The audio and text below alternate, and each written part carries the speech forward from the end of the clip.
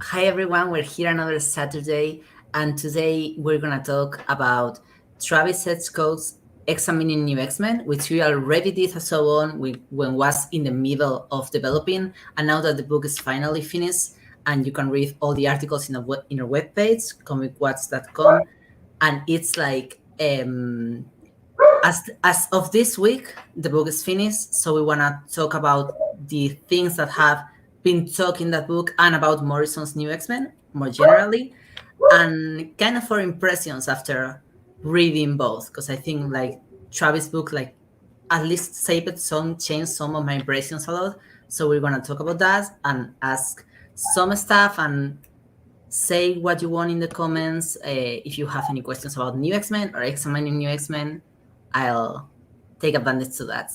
So let's go. This week on Mutant Watch.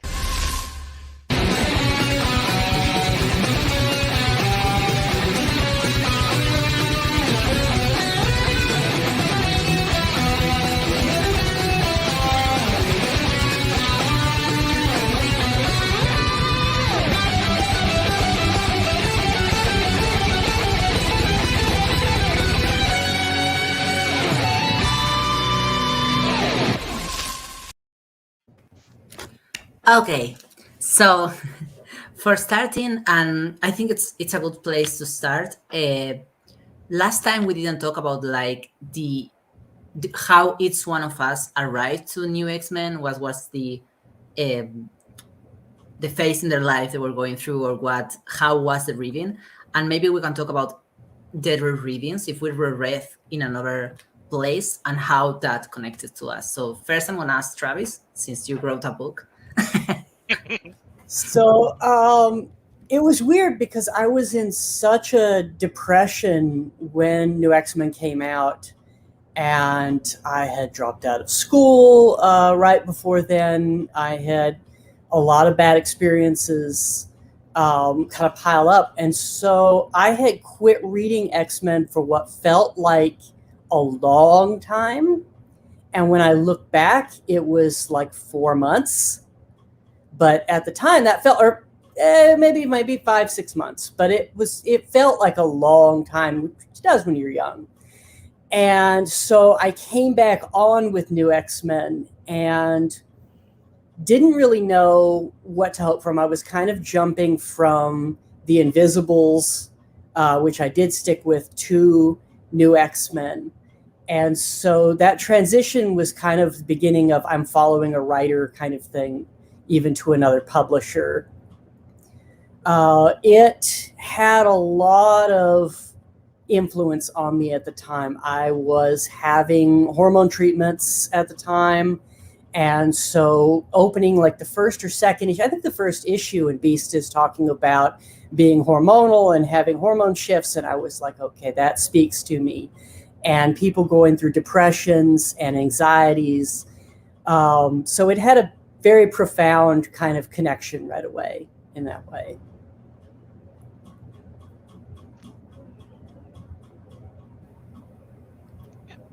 I guess I'll hop in next. So my introduction to New X-Men was kind of weird.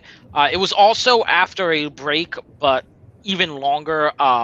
It was when I started getting into X-Men on a regular basis.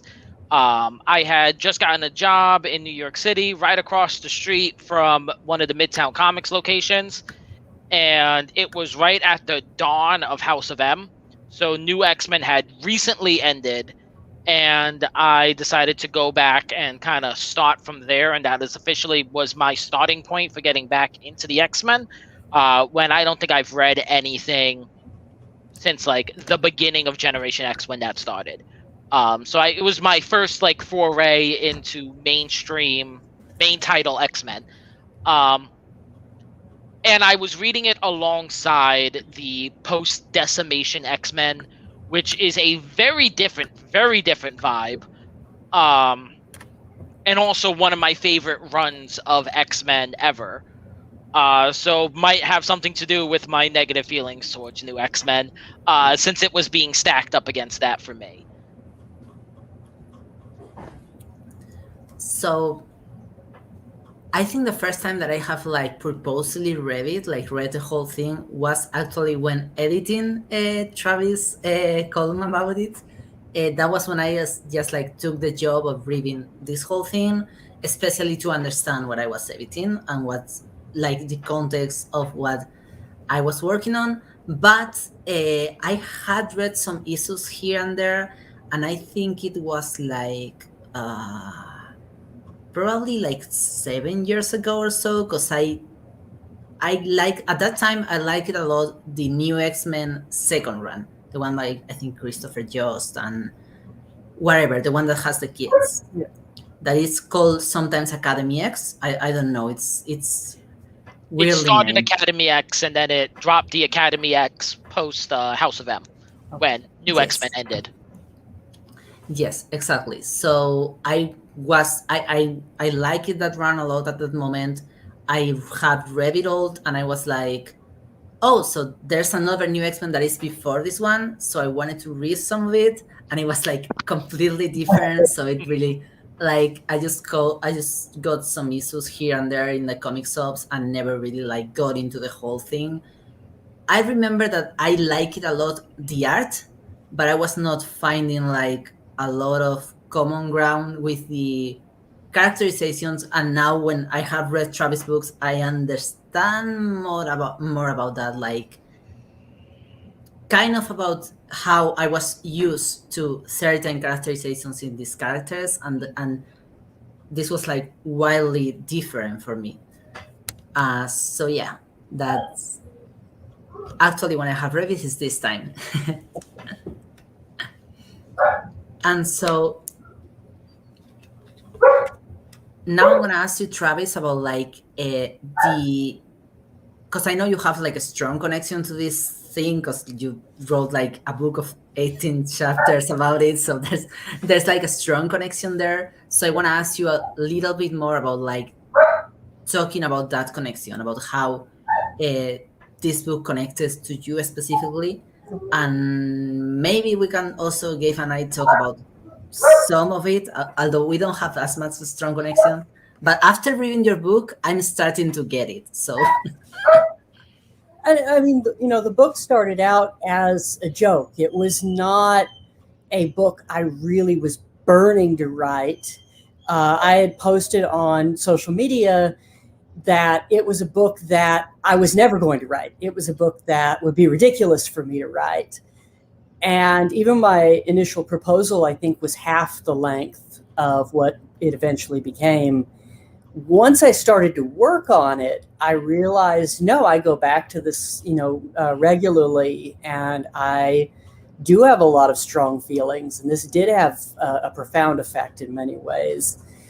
It really felt at the time like a comic that was welcoming me in the early 2000s, and a lot of early 2000s superhero comics, or even non-superhero comics, really did not. Why the Last Man, which I think is getting a TV series at this point now, I never felt invited into that. The Authority, I felt invited in at the very beginning, and very quickly I was like, this is not a comic that wants me. The Ultimates was scary as hell when it was coming out. Even Ultimate X-Men, which was supposed to be for new readers and inviting and all this, it felt very much like, we don't really want you in this. And I'm not saying that the artists and the writers really sat down and were like, we're going to disinvite Travis Hedgecote. That's the plan. It just really felt like, they put up a sign on the door that said, you can't come in. And New X-Men didn't feel that way. It felt much more open. Compared to even a lot of other X titles, it felt like a comic that wouldn't kick you out for screwing up. And I felt like such a fuck up at that time that really helped. That you had characters in that who do fuck up constantly, and they kind of just re-embrace it and try to work with it. And so that meant a lot. Other things going on, it was not explicit about a lot of sexuality, but there was a lot of queer content going on. metaphorically or in the art and in the inflection. There was, and they talk about it elsewhere when you see pitches or scripts, and they're like, Wolverine needs to be sexy, whether that means drawing him more traditionally sexy, or it just means that he's radiating some kind of sexuality. People who are into guys deserve that. And that was kind of a profound thing, because at the same time that that's happening, you still had other runs where Jean Grey calls Wolverine the ugly one in another comic that comes out the same month as the first issue of New X-Men. And that's a weird thing for your friend who is also canonically sexually attracted to you to tell strangers anyway. And so, I mean, that kind of thing was disinviting to me. If I read a comic and somebody's good friend who canonically is attracted to them meets some strangers and it's like, yeah, that's the ugly guy, I feel really shitty for the ugly guy right away. And New X-Men didn't play that way. Everybody was really sexy, regardless. You know, you could look like Beak and still find somebody and be totally in love. And even though that relationship starts, Beak and Angel starts very negatively, very toxically, she is dared to kiss Beak. And so she kisses him for some money, and because it's funny to everybody. And he falls so earnestly in love, they end up a couple, they have these kids, they're this great, you know, and it goes on to be this great thing. That had a big effect on me. That Beast could fall apart and cry and, you know, not want to continue to work, or not be unsure that he could continue to work. And nobody was like, well, you're off the team, or you can't handle it, you know, toughen up. And that's how other X titles were. Uncanny X-Men at the time was written, I can't think of who wrote it now, but it was very much, there's a scene where Wolverine tells another character who is a sex worker, if you don't want to be treated like a whore, quit acting like a whore. Angel, the older Angel, the white guy, owns the business that she hooks for, and he tells her off about it. And dude, you own the business. And was it progressive to have a sex worker on the X-Men? Yes. Was it progressive that she's somewhat sympathetic? Yes. The fact that every dude in that run tries to explain the world to her and how she needs to shape up, and that's why people treat her bad. Again, it was just very disinviting. And so seeing characters be invited in, they know very quickly that Phantom X is completely full of shit. It's very obvious that he's just lying all the time, and they tolerate it. They put up with it to the point where we finally learn that he's basically a runaway kid. When they introduced Phantom X, and he's like this Batman archetype, or originally it was Gambit in the script, and it kind of grew into this other thing because they couldn't use Gambit. And readers really responded to that negatively and kind of, what do you mean it's Batman, but he's a goofy French guy? What does that mean? Why, you know, they're kind of, readers were kind of offended by that. And then it ends up being this really sweet thing where it's this kid who was going to be drafted into the military to kill mutants, and they run away to be goofy French Batman. Like, that's really, you know, that's a very nerdy thing to do. And so those parts of the run really helped me along during those years.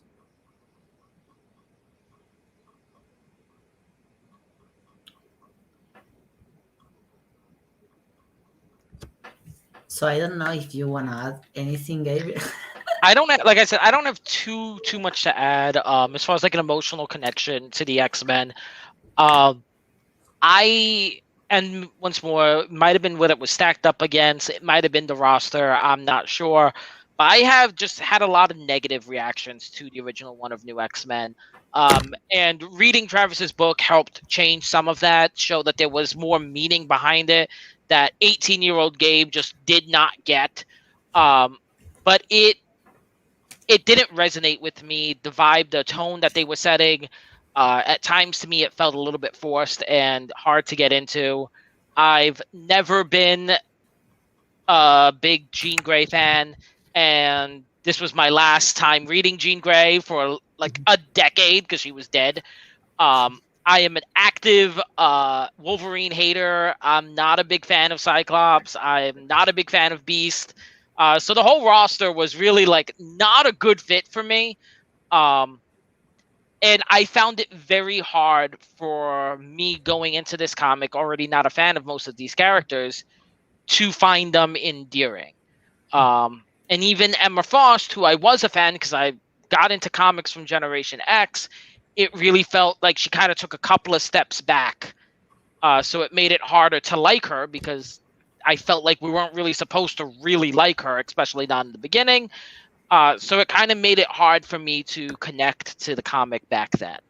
Now I'm able to see some of the deeper stuff, and I get it, and I can respect that, but it's still hard for me to connect to the actual plot and the characters of the comic. Mm-hmm.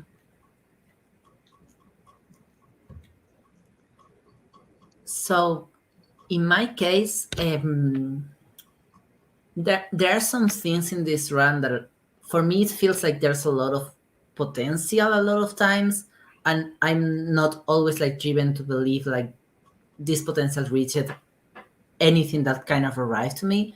But I think this is a run where I have liked more than any other run a couple of characters, and those are Beast. But I really, really like Beast here, especially when I read it like purposely for the book. Like, he's a really sweet character here, and I kind of wish that some of that came up somewhere else, especially as it's obvious that he's a lot of times painted as kind of this like black and white figure, or like he's like bad guy, a bad scientist guy, and I don't know. I feel like there's more to that than.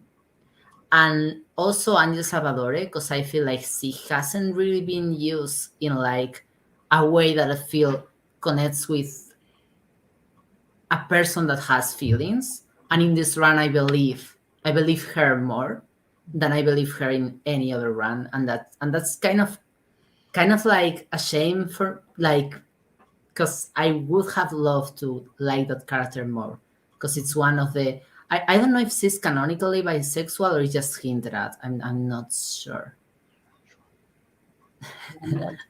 I don't think we have canon sexuality in X-Men. I think we have a lot of implications and a lot of inference. I do wonder about Beast, because that always interests me, that there is definitely, if you came to X-Men after New X-Men had already serialized, like, you hate Beast. Everybody hates Beast. And if you came to X-Men before or during, Beast is this good guy.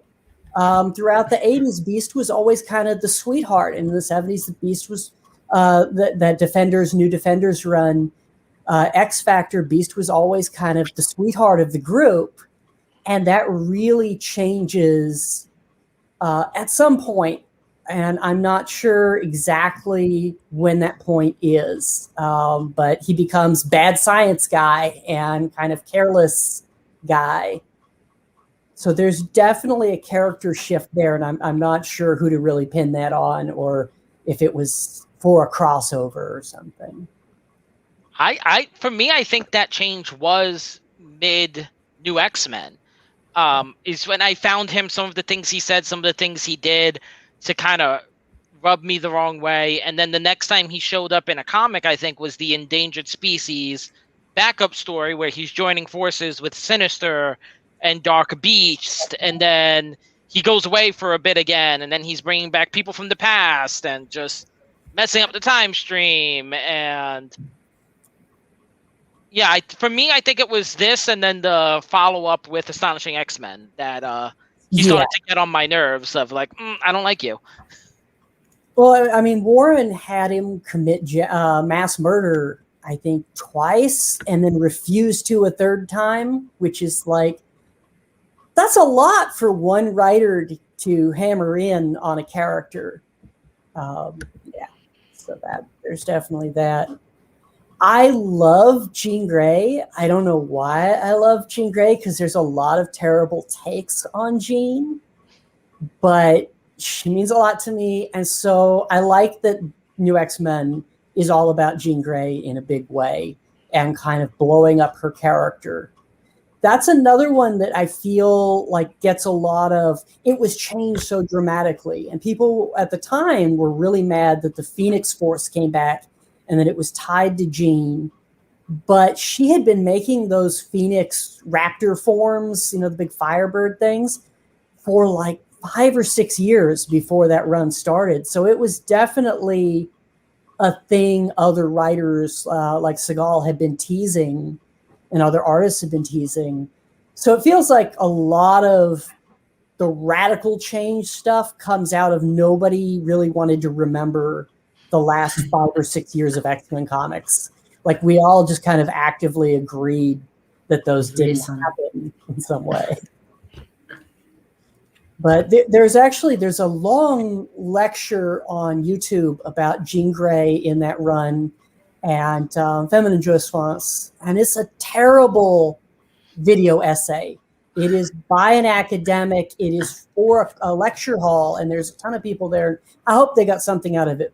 But it is basically, they're like, the entire run is about masturbation, and Jean Grey and the Phoenix is about masturbation, and they talk for like 2 hours.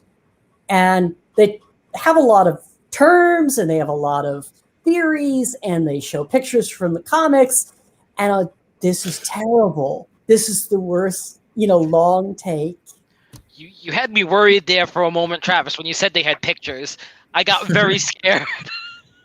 Well, I'll find the actual, where they're their definitive proof is from the issue where she's having therapy with Charles. And they're like, it's 100%. It is this image here and a similar image of Emma. And they're like, that's masturbation. That's exactly what that is. And they based an entire 2-hour lecture on that. And I'm all for wild takes, and I'm all for deeply reading in. And I talk about some of the similar things in the comic myself, but I'm like, that's going too far. It's I don't see the connections there. That is absolutely a take that someone can have. Yes. And I'm all for, saying that the whole story is about Jean. When it was coming out, a big thing on the Barbalith forums that still gets brought up sometimes was this idea that the last arc was about the Wizard of Oz, and they would tie all the main characters to Wizard of Oz characters, and that Jean was going to wake up basically at the end of it and be like, and you were there, and you were there, and you were there. And it kind of does have Jean wake up at the end in a way, but there's no way it's about the Wizard of Oz. I can't really make that connection. We didn't even have the Hugh Jackman, the Boy from Oz thing at that point. So it's interesting to me, these takes that are really radical. And it did free up me to feel like I can take some radical takes. I can take some crazy takes. And one of the funniest things to me about doing the book was somebody showed Bruce Springsteen, the issue where we talk about Bruce Springsteen. And I'm like, and they're like, and this is the first time Bruce Springsteen's going to read an X-Men comic in 30 years or whatever. And I'm like, hey, great. It's the chapter where I talk about his butt. Springsteen's reintroduction to X-Men is some random person on the internet comparing his butt to Wolverine's. Do you think Bruce you think he Googles himself? Yeah, I think it's really I'm yeah. not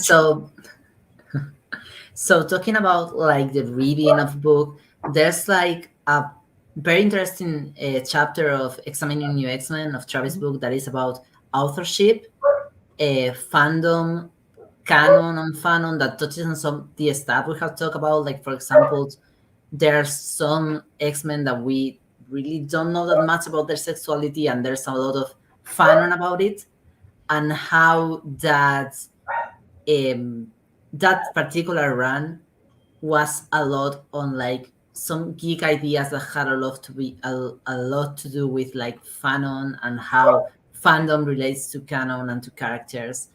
And I I recommend everyone to like read Travis articles, because there's a lot of like examination of how we give characters like agency when they really don't have it, on of how we kind of put ourselves into characters, and of how that is part of like what is driving a comic is like your interpretation of said comic. And that is especially true for X-Men, because we are like people who read X-Men are talking about what really means the X or Y thing a lot. And I feel like this is where like the fanon thing becomes very relevant. So kind of just wanna like bring the topic along. Yeah, I'm a big fan of fanon and headcanon. I think it's the healthiest way to look at these things, because we don't know what's being censored by editors or by outside forces. There are, even an artist or a writer changing something up at the last minute can really, hamper or change what was intended. And at the time, Grant Morrison had not come out loudly publicly. They had not put a name on how they identified. And so there was a real tension with queer fandom often with Grant Morrison of why is Grant Morrison invoking these sort of aspects. And so when the run was serializing, like Grant Morrison would call Emma Frost a drag queen or call Emma Frost a transgender woman. And there were queer people, there were trans people who were very nervous about that. What does that mean? Why are they invoking that with what is obviously a cis woman? And in retrospect, I think there's some more empathy there. There's some more sympathy there for what was going on. And there are certain visuals in the comic, including when we're in Emma's head and she is seeing herself having surgery and having her body worked on. And it's just this doughy lump kind of thing. And there's one piece of meaty biological material which people were like, that's a nose, and other people were like, no, that's a penis, and other people were like, no, that's a. And when they would ask people that worked on the comics, what is that, they would be like, it's up to you, it's a piece of biological material. And so it opened up for headcanon. It opened up for fans to decide for themselves, is Emma a trans woman? Is Emma a cis woman? Can we read her as both? And so other things would come up during that run. There was Beast, who says at one point that he's might be gay. And then he says, to his friends, he's like, I'm as gay as the next mutant. And all of his close friends are like, no, you're not. Quit saying that. Emma reads his mind and does not say you are not gay. She says that I know you've never had a physical romantic relationship with another man. And so that invites, and the writer talked about later that that's deliberately vague. And I think at the time there was no way they were going to let somebody out Beast in a big way. That wasn't going to happen, whether or not it was the intention or not. So we have to read in. We have to look into these things. And we were primed for it as X-Men readers because we'd had decades of soulmates and life mates who were clearly queer couples or clearly queer people who were into each other, but they could never say it. They could never use the words. And so we were already primed, I think, to take these in. Where it gets weird for me and it gets uncomfortable for me is that we also have a lot of X fans who don't want you to read anything in. We have a lot of X fans who can be very loud, who are very strong about if they don't say it in words on the panel, it's not real. And if they say it in words, but it doesn't come up again 3 issues later, it's not real.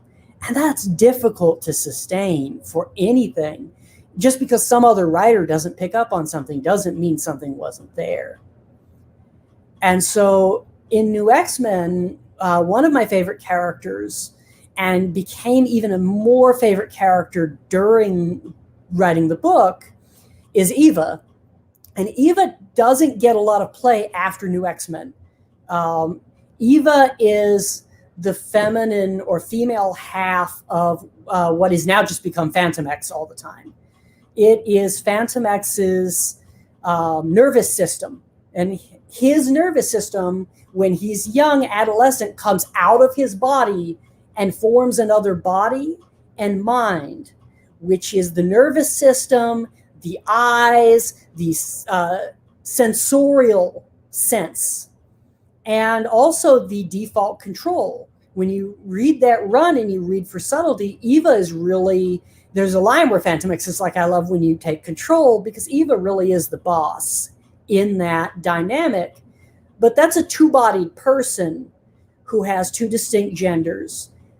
Phantom X looks like a guy. He just looks like a person.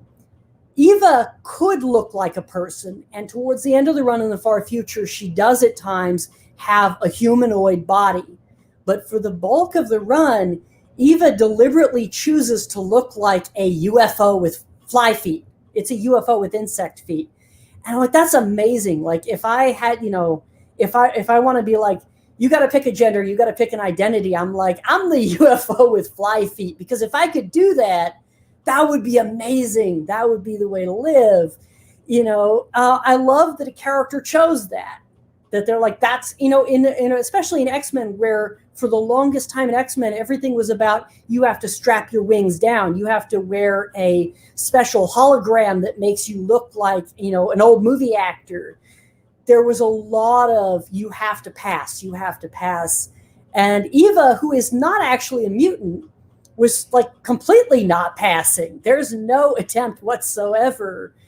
And so I thought that was amazing at the time, and rereading it now and thinking about me as young and things I went through. Like when I went to grad school, everybody told me you have to stop using weird pronouns. Like you've got to just pick some like normal pronouns because it's going to affect you academically. It's going to affect you professionally. And so I went through that for a few years, and it was really weird and really, and so looking now at Eva, I'm like, that's my fucking hero right there. So for me, headcanon is big. Reading carefully, or just letting things be what they seem to you and not telling yourself I'm reading in too much is important.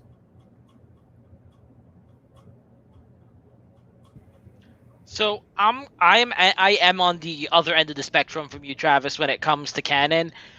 Because the way I see canon, particularly in the X-Men, is essentially like a Jenga tower, where people are pulling things out of the past and kind of erasing them or changing them and just trying to build things further up.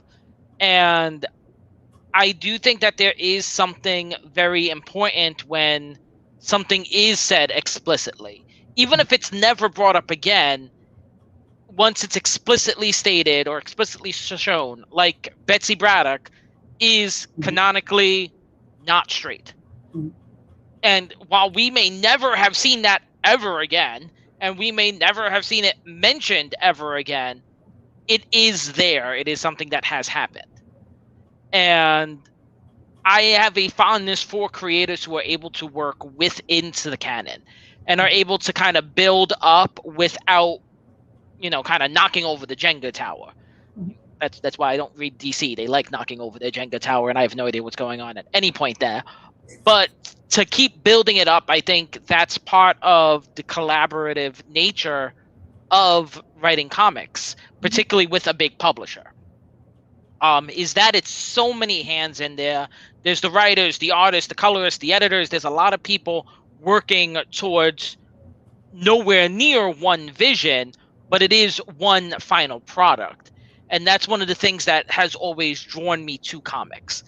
And intent does definitely play a role, but I do think for me personally, execution has a bigger role than that intent. A lot of times creators can have the best intention, but if the execution does not match that intention, I think that's very important to note. Oh, definitely. I definitely agree on both counts. I love when something is said explicitly or dealt with explicitly. But I And do also understand that that wasn't something that was always an option.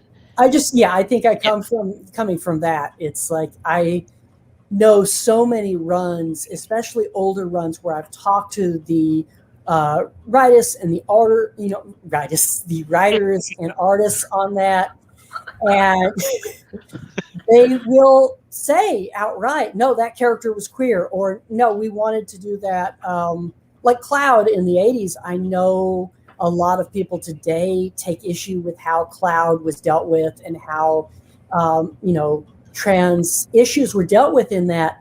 But that was a very earnest thing, and it was a real fight to get even that level of representation into a Marvel Comics. So I have that more meta aspect. I was talking to Duna earlier before the show about Rachel Pollock's Doom Patrol.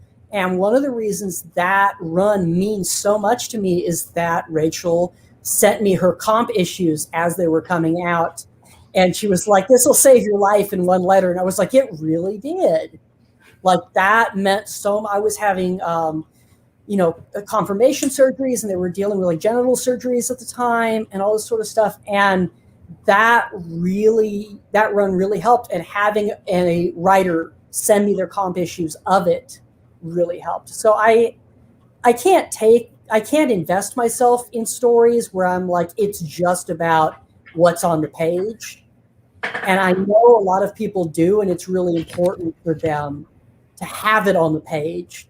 I'm just not capable of processing stories that way. I'm always thinking about what a writer penciled or what a writer wrote the first time, or what an artist penciled in and then the inker had to take out because an editor said it's too much, or a toy company said it's too much. That's always on my mind. You see, that's why we make such a good team, because I'm always what's actually on the page, and then I just blank out and zone out for everything that's deeper, and that's why you catch it. So we work well together. I love that. I love that about you, and I really love that. I thought for a while that you said gender tower, and I was really trying to process the gender tower of sexuality. Like, you pull a piece out, but you want out to mark the rest of it. And finally, I was like, "Oh, bingo!" I kind of wish I did say that now. That was a beautiful metaphor for a moment there. So let me be a Fentress here for one time. Because I kind of understand where you both coming from, and I think Travis just pulled an example that is very clear to me, that is Rachel Pollack's Doom Patrol, which it's not X-Men, but okay, we're gonna talk about about it anyway. So it's a clear example for me, because I think that run of Rachel Pollack is probably, in either DC or Marvel, the most explicit, intentional, and clear representation of a trans woman that has ever happened. Since, again, now, I love a lot what Crystal is doing with Charlene, but it's still Crystal Fraser is doing in the run of Gamma Flight, but it's still constrained by a limited amount of dialogue, of exposure, of time, that in Rachel Pollack's run, be it because it was the 90s, be it because it was Vertigo, which was an adult imprint, be it because of whatever, didn't have as much constraints of just physical constraints, just number of times a character says dialogue that is referred to their gender in the page. So that is a great example for me, because I kind of wish that Marvel had that. Marvel hasn't done that level of intentional, explicit, clear, explicative, and at the same time entertaining, at the same time telling a story, at the same time working towards the story of a book, of a trans character. Marvel hasn't done that point, because every time a trans character has appeared in a Marvel book, it has been either some type of metaphor, of convoluted metaphor, that relies on some part of their external identity to something that we consider human or earthling, or either that or just a passing thing, just like a phrase here, another phrase here, but not like a character actually dealing with that and talking about that, about themselves in a way or in a situation that it makes sense. I only find that in Rachel Pollack's Doom Patrol. So that's a great example for me because that's the reason I love that run. That's the main reason. I have a lot of other reasons. The stories are really interesting, but that character Coagula is the character why I go back to read it again and again.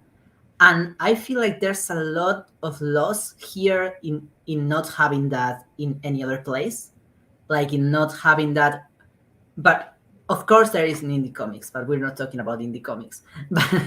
But in not having that in a major DC Marvel comic that explicitly deals in that way, and because there is that loss, I understand why people read more into it, because there's no way with the material that you have that you can, like, maybe in other places, in other things, like maybe yes, in sexuality terms, in a lot of other representations, we have a clear story that makes sense. But in gender trans issues, we don't have one. So you always have to read into it, whether you want it or not. That's not the point. You have to do it. Because if you want to explain it in a way that is like, I know exactly what is the gender of this character and how this character feels, you don't know. You just know like a phrase here, another phrase here, and you make the connections based on what it could usually mean if someone you don't know was telling you that. But that's not exactly knowing the character. So I feel like I'm in some middle point here because I feel like, yeah, it would be amazing to have explicit, but I think explicit doesn't mean a word. Or, explicit doesn't mean a character saying I'm trans for me. For me, explicit means understanding that character as if it was a friend, or as it was me, or as it was a writer trying to explain you why they feel, not them saying I'm this or that. Because that, for me, it still feels incomplete. It still feels like we lack. So that's where I also appreciate like this whole thing about fanon and about people like putting themselves in what a writer might intend, what they try to do here, because I feel like here is like an effort to like know really truly what these characters mean emotionally for someone, to like truly understand them. That it's impossible because you don't have the material. Like what is written is written. You can't do that. But I understand like it's very human for me to like try to do it anyway. So that's why I'm somewhere in the middle, because I wish there was like situation that was my usual. But Well, I was thinking about to jump to an X-Men spinoff, Alpha Flight. There's the infamous North Star declaration, "I am gay," which in some translations they went ahead and added extra dialogue in, so it's "I am the gay," which is bizarre. But I'm only also one. the gay. There's only one. That's why no one else came out for years, because he won. He was the Highlander of Marvel Gay Men. And what happened was Fede Necieza was going to write Alpha Flight longer and wanted to also out definitively North Star. And what we have is a comic where at the end North Star comes home and just goes to bed.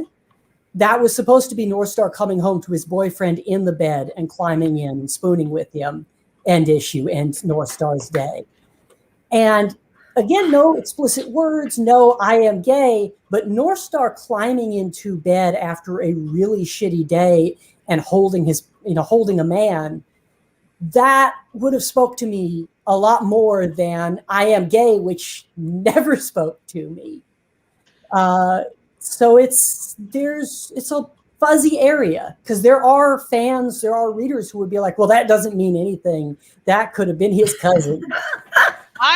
They were roommates. I worry for people who would be like, North Star's just spooning his cousin that we never met before. I'm concerned for them. But I feel like any argument that isn't explicit representation, I feel is a big stretch. And, going away from Marvel again, if you've not known the news, beware the spoiler, but Robin, Tim Drake, he said no words. He did not say I'm bisexual. He did not say I'm pansexual. He did not say I'm pan. He did not say I'm queer. He used no words to vocalize the realization he had, but he accepted a date from a man. Yeah. That is, I do not know what mental Olympics you have going on if you do not see that as this man is not straight. And to me, that was amazing revelation. That was a great way to put it out there, because we see him going through the process, and it is done in that way without that very awkward "I am the gay" tacked on at the ending of the comic just to make sure everyone got it. But we still see it there explicitly, and that is now something that is there. It is canon now, and just like with even the ones that it has never been mentioned again, like Captain Britain, even when it's not a story related to Betsy Braddock not being straight, she is still there, and she is still not straight. It's something that's always going to be there. Even if a writer tries to ignore it, she's there. She exists. And to me personally, that's something that I love to see, because for a lot of queer people, they're not always vocal about being queer. And it's kind of the age-old saying that I don't even know where it came from, that simply existing as a queer person is a political statement. And it's very curious, talking about Betsy, it's very curious that that story that reveals that Betsy is bisexual and not straight is the same story that has a really confusing, really not anything about Phantom X and Cluster.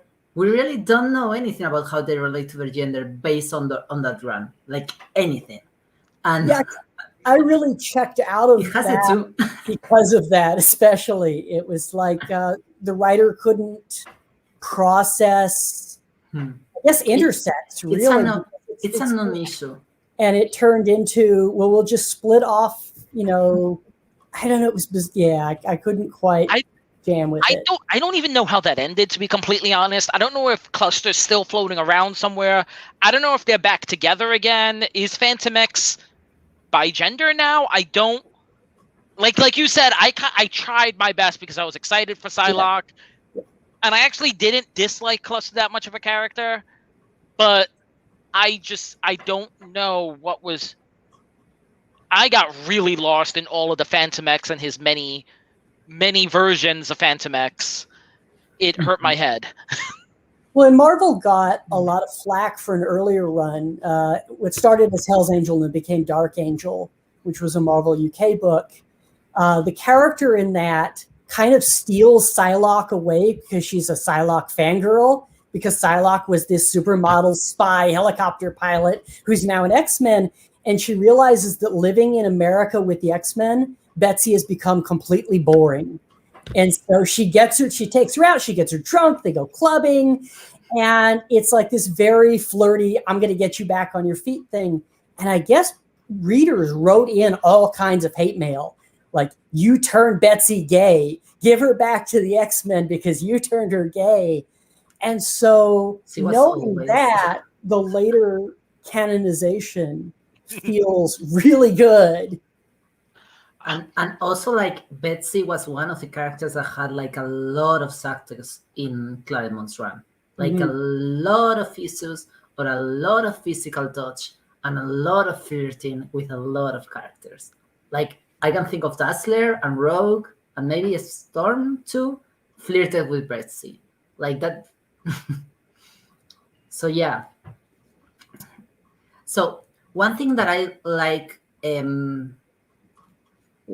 talking about New X-Men again, one thing that I kind of liked in New X-Men way more than later incarnations of Phantom X was how Eva and Phantom X actually kind of felt like a complex relationship in the way of like relating to gender stuff.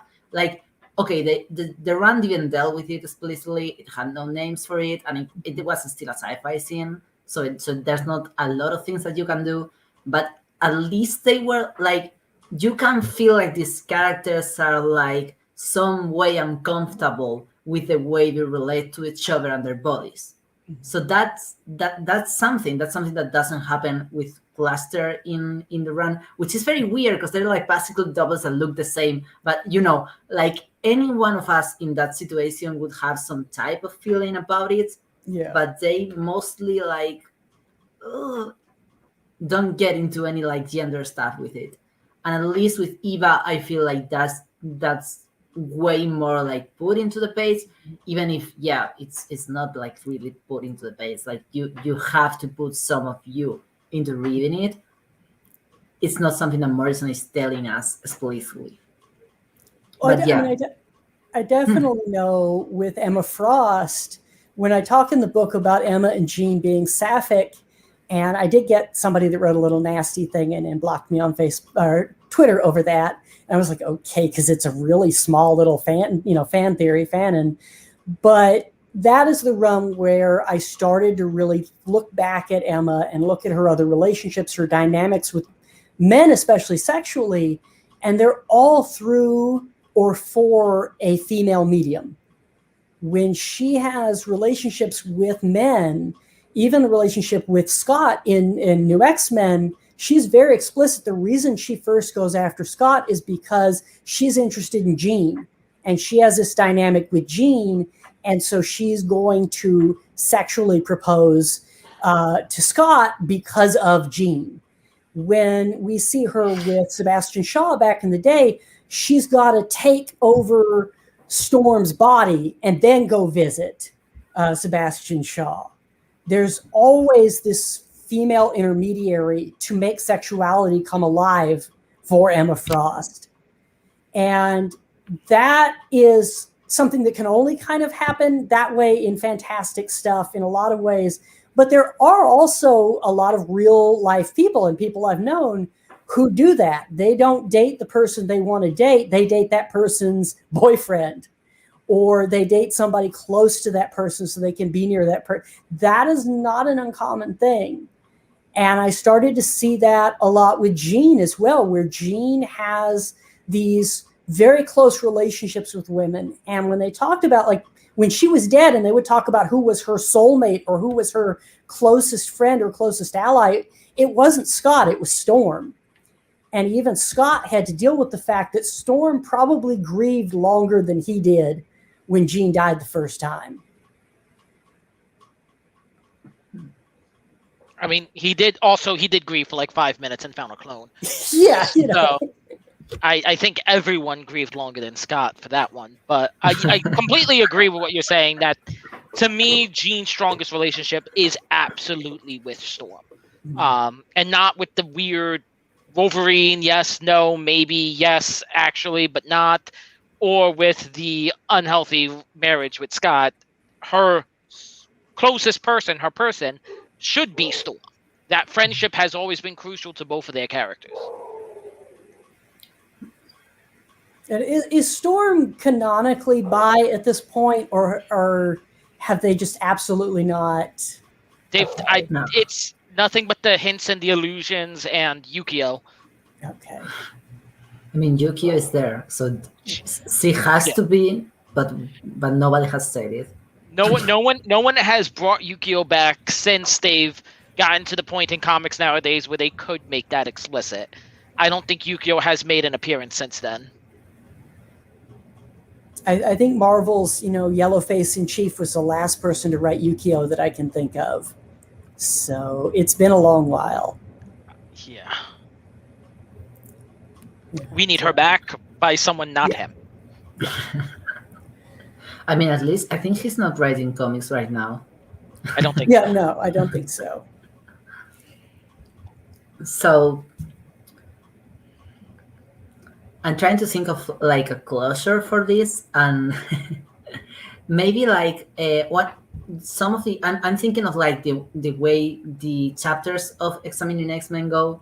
The last one, no, the one before the last one was about like current runs and that referencing New X-Men. And I know there's a lot of things that are like very critical with reason, but we can also talk about like what like stuff that is clearly influenced by New X-Men that maybe we liked, I don't have an answer to this question, so I'm just like asking something I don't know how to answer.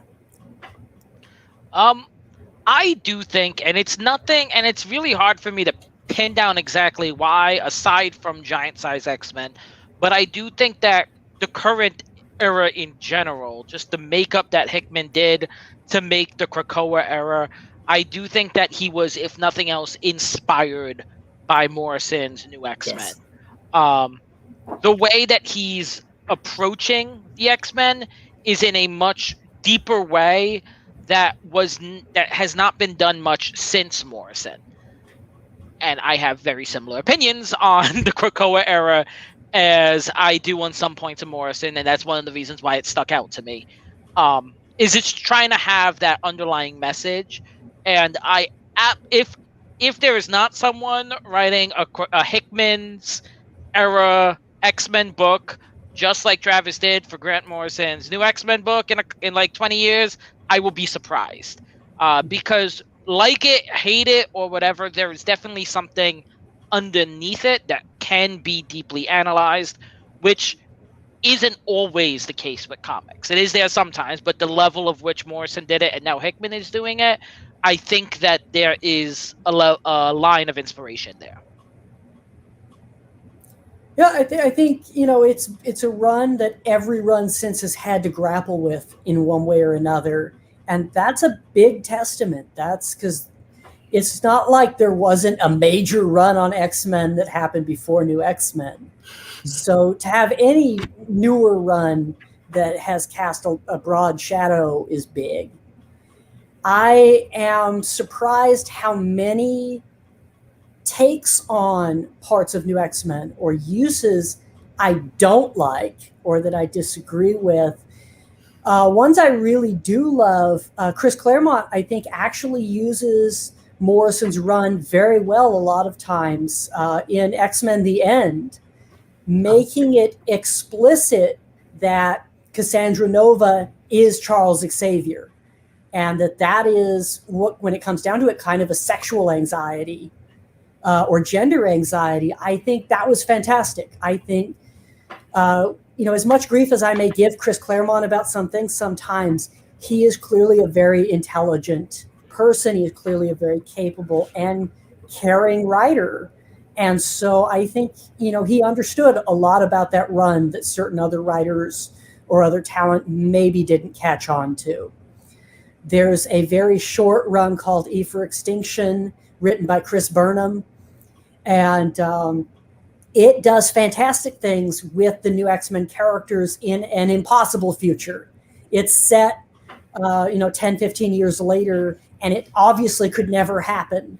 And it ends with things being completely contradicted. It just decides the end of that run, the end of that story is that X-Men continuity has to not make sense in some way. It has to be contradictory, which I really enjoyed, rather than trying to cut parts out because they don't fit or, really reorganize things. The current run that's going on, I am glad that we're seeing parts come up, and I'm really enjoying New Mutants right now and seeing certain secondary characters come up. There are other titles that, because I have been fair weather in the last 20 years, I'm afraid to look at. Like, I know Quentin and one of the Cuckoos are dating right now, and that kind of terrifies me because in my heart of hearts, in the deepness of my soul, Quentin will always be the guy who is like, man, if I could brain control them, I'd just rape them all. And then he has a riot in the school where they trash everything and people die. And so I have, it may be a fantastic story. It may be great. And there may have been so much development of character in the last 20 years.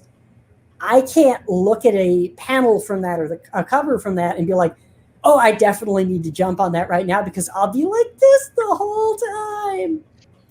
So it's a trip that it's been 20 years and certain things feel very fresh to me still.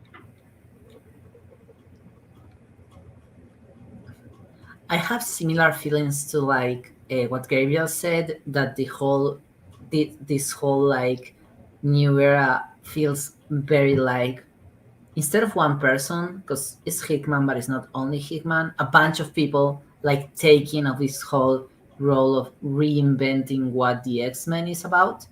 So I feel like that's a thing they have in common, and they draw a lot of similarities.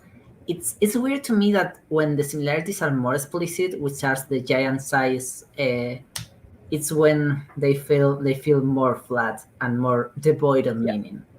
When they are more implicit, I feel more kind to like them than when they're explicit, like panel by panel.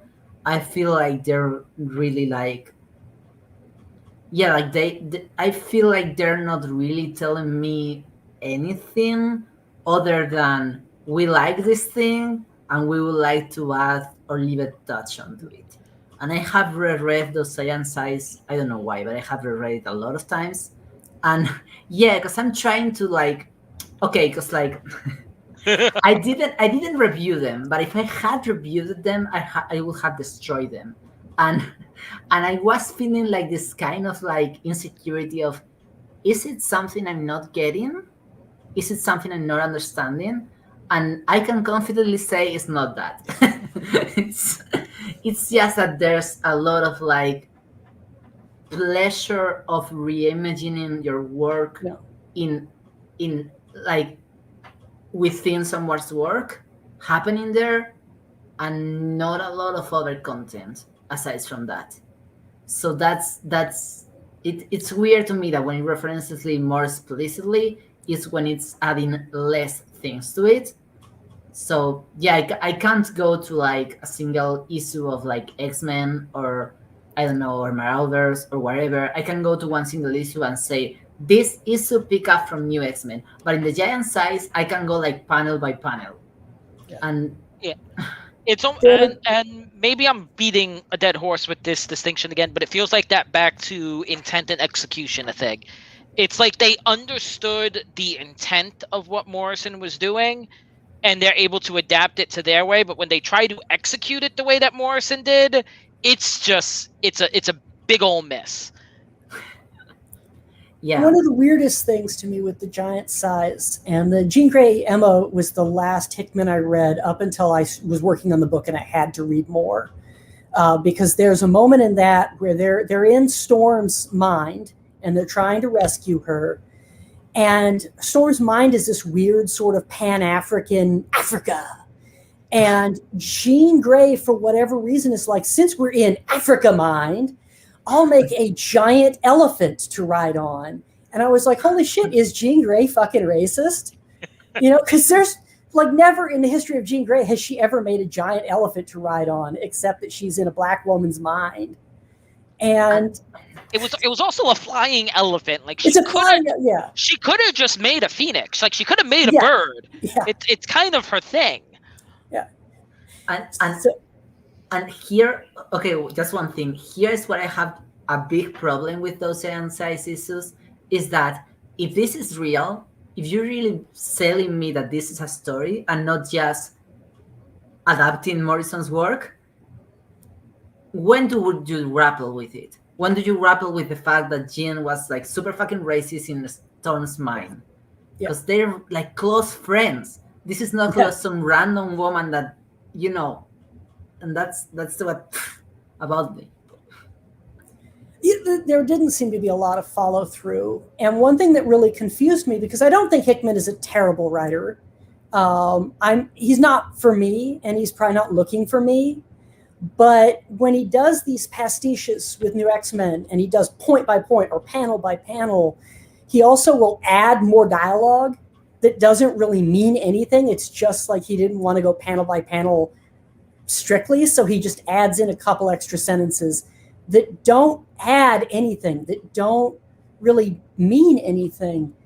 That was a really weird thing for me. I was like, just copy it. Like I would be happier in a way if they just copied it straight. The one with Phantom X where they're in the Hellfire Club and in the bar, and he kind of adds this extra dialogue to make characters more talky than they were, and they're like, it's drunk guys hanging at a strip club leaning into each other. And what we get in Giant Size X-Men is they're more loquacious, and none of them lean in. If you read the New X-Men issue, when they're crocked, they're all leaning into each other, and Phantom X is winking at everybody. And when you read the giant size, they sit back very formally, and they don't talk that positively about each other. They kind of neg on each other in the new dialogue. And it's a very weird shift to have.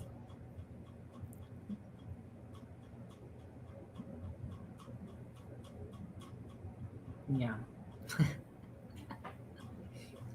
So I guess the show turned into dunking on giant size X-Men. There are good current books. You can read good current books. There are good X books out there.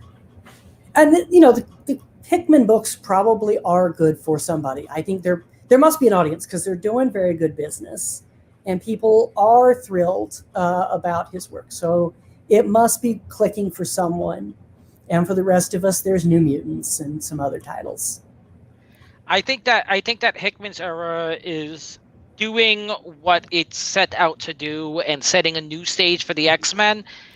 And that new stage may not always include everyone that liked what came before, but it is definitely ambitious in trying to set up a new era. Oh, absolutely. And just like how I believe Duna had said it earlier, sometimes it doesn't, like Duna had said for New X-Men earlier, sometimes it doesn't reach the potential that it is hinting at, but it's also still going. So it'll be hard to kind of take a look on whether or not it succeeds until we reach the ending, if we reach the ending. One thing that I am fascinated with is, as much of an influence as New X-Men clearly is on the Hickman era, the politics on a basic level are different. And it's one of the things politically that Morrison's run is often hated for, is that Morrison is very unforgiving of traditional villains. If you're a traditional villain and you've been a traditional villain, there are certain lines that are crossed. Morrison was one of the first writers at DC who was very clearly anti-Deathstroke in a big way, while others were like, well, he's kind of heroic and he's kind of respectful. He was like, Grant Morrison's run was like, Deathstroke rapes children and kills people. The end. Magneto is a bad person. We don't want Magneto to be a bad person in that run. The characters don't want Magneto to be a bad person, but Magneto's a bad person. In the Hickman run, we see kind of a different politic, which is that we have people allying with Nazis and they get high-ranking government positions. We see absolute monsters given incredible power. In New X-Men, Sebastian Shaw is an annoying, pimp who runs a sleazy club. That's who Sebastian Shaw is. He's this dodgy guy who runs a strip club. In the Hickman era, he's a major political figure who is given incredible power and incredible breadth. That's a big shift. It's not, I don't think that's Hickman's politic. I think if you put Hickman in charge of a country, I'm not saying that Hickman would actually choose Sebastian Shaw to be in the government. But it's a different choice in terms of how you tell stories and the vibe that you give out of stories.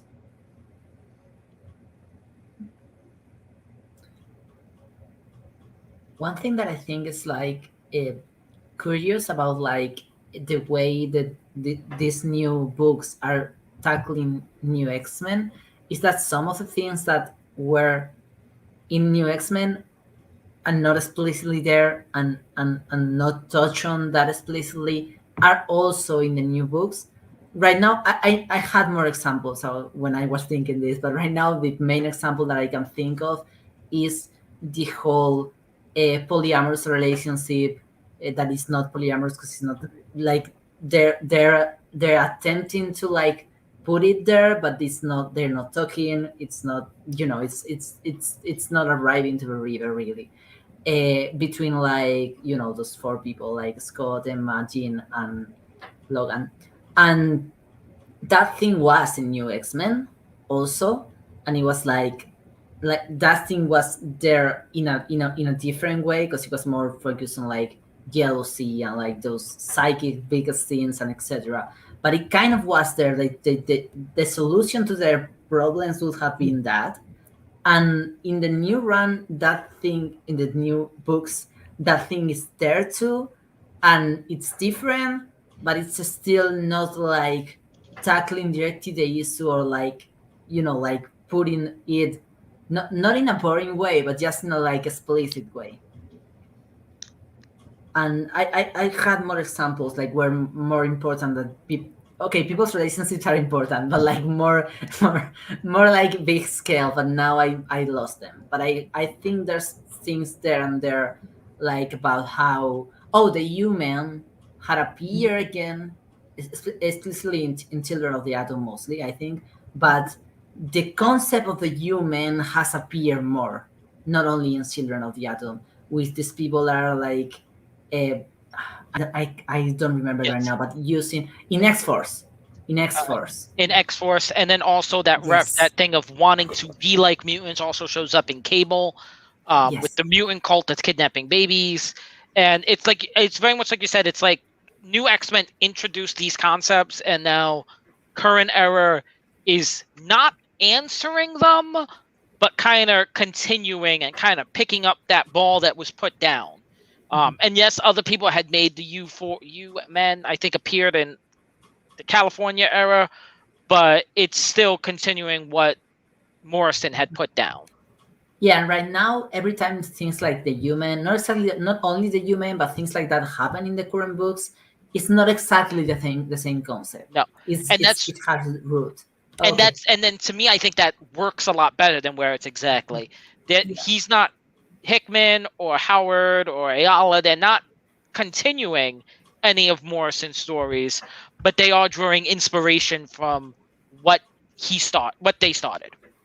And they're like grappling with the same questions, even if the answer is not like the same characters exactly or the same. So that's something that I find very interesting. I don't know if it's something about like this whole reinventing what it means to be a mutant, that you have to like grapple with these questions necessarily, or it's just like direct inspiration from New X-Men because they have New X-Men there, they read it, and they're like, this brings all these questions that are unresolved. So Well, that's since you are both very familiar with so much X stuff, has there been a run with Dust where both in terms of writing and visual, because in the other New X-Men, I think the visual really undercuts a lot, where Dust has been given her due basically as a character? Okay. There was a brief, and I'm going to say brief, and I did find it interesting, and I wish they would have touched on it more, where it was Eve L. Ewing's Champions run, where Dust was influenced by, I want to say it was Mephisto, it was one of the devils of Marvel, to fight against the original Champions, and Dust had a very, to me, interesting panel where she was fighting Miss Marvel, and she pretty much said something along the lines of, people want us to be best friends because we're both Muslim, but you don't know anything about me. And I felt like that was a very interesting dynamic that I would love to see picked back up, because that's not something we see in comics. Like I don't know if we have had many Muslim characters interact with each other if they're not family or entering into a relationship. Yeah. And I think that could have been a really good place to go with Dust. I know that she was in Young X-Men, but to be honest, I feel like I blacked out half that series. She died and then didn't die, and then maybe turns evil in the future. So I'm not sure how well they did her. Badly, very badly.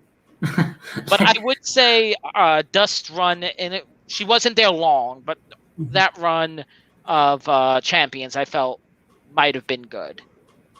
That was like a couple of issues, right? She showed up in the maybe 4 or 5 issues in, and the series was only 13 issues long. Yeah. And we only found out that she was an official member because she made it into that front page, where all the other backup members didn't. But then the series ended, and an Outlawed happened, and then Champions changed hands again.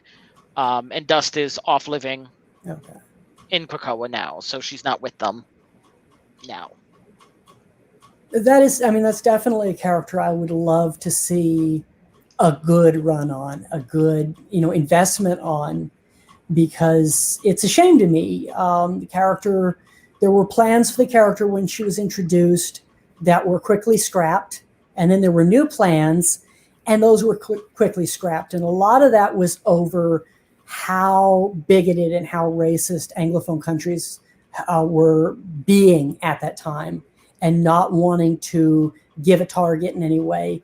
But it becomes such a cheat where this character is introduced in a big way and then used as a bluff by Magneto and then gone. And follow-up runs would lean in sometimes on cultural sensitivity or her as a human being, but they would also then be bizarrely sexualizing. And that seems like that's not a great character to be. I'm not a big fan of teenage characters being sexualized to begin with, but especially a character who in character is going out of her way to not be sexualized, to then visually do that, seems like a real cheat to me. So I'm going to check out the Champions run. I love Evel Ewing anyway, so I'll check that out. But maybe in the future, that would be a character I would love to see kind of blown up a little bit more. I would love if Danny Laurie would kind of sneak into Krakoa and steal Dust back away, because they're doing good things with Champions now, and I would love to see Dust enter that team.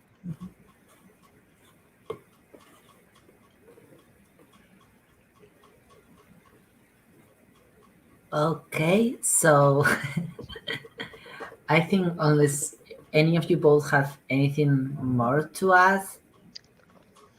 I'm good. Okay, so Monday. On Monday, the article with the 18 parts of Travis' book is gonna see the world. You can have one article to click and read each of the other articles, which I think is very useful, especially for people that lose themselves in the internet. And so I recommend everyone to check that. I had a really sometimes emotionally beautiful, sometimes emotionally charging, but in a good way. To editing those, I think it's great. I know I'm the editor, so whatever. But thank you so much for editing. Cody started, and I just pick up later. I am not the editor, so I can say unbiased. It is a really well thought out piece, all 18 chapters. And while it did not succeed in making me like New X-Men anymore, it did succeed in making me look at it from a different viewpoint and kind of respect where it's coming from, even though it's not what I would order. But I can respect that it is something of substantial depth, and it does deserve the respect that it does get, even if I still would not read it if I had the choice. No, I mean, to me, that's really good, because the last thing I would like to write, especially at length, is a promo piece. So I'm perfectly happy if you liked my book, but you're not going to read the comic again. I tried so I could be ready for this show, but I was mentioning to Duna, it's like me going back and reading, like high school literature. Like The Great Gatsby is a piece of literary work, but I am not going to go back and reread The Great Gatsby for fun. And that's where I view New X-Men. You have to talk about the fools. So in my discussion with Duna, and this is the way I view a lot of things like film, TV, books, comics, is that there are pieces of art with nutritional value, and then there are pieces of art that is good to eat. It is tasty. I consider them the Twinkies of art. And I'm not going to bash any comic books, but like Twilight for a lot of people is a Twinkie. People enjoy reading it. Not really much nutritional value there. But then you have stuff that are dense and it is deep and it has a message, but not the most enjoyable thing to read. After reading Travis's book, I was able to decide that for me, New X-Men is a well-done salad. It has some nice fixings that people could enjoy, but I would not be caught dead eating a salad if I could avoid it. Even though I know it's good for me, I will not eat it. So New X-Men is a well done salad to me. So have fun, vegetarians. I'm gonna have fun, I guess. So that was a perfect closure. I think that's great. No, I think Grant actually is a vegetarian, so So that it worked. works. My pretty analogy well, works you know. even better. Yeah, it's very meta of you. Okay, so in 2 weeks, we're gonna do Inferno, the original Inferno, and that's gonna be fun. That's the thing I have most thoughts in my life. So yeah, that cover is awful, but starting on a good note. So no, but yeah, that's gonna be great in 2 weeks. And later, I don't know if we'll make another show in September, but there's at least a Generation X show that, yeah, I recommend people. I'll tell everyone a lot of times. So thank you for the people that have watched, and thank you, Travis, for coming to talk about this book. And well,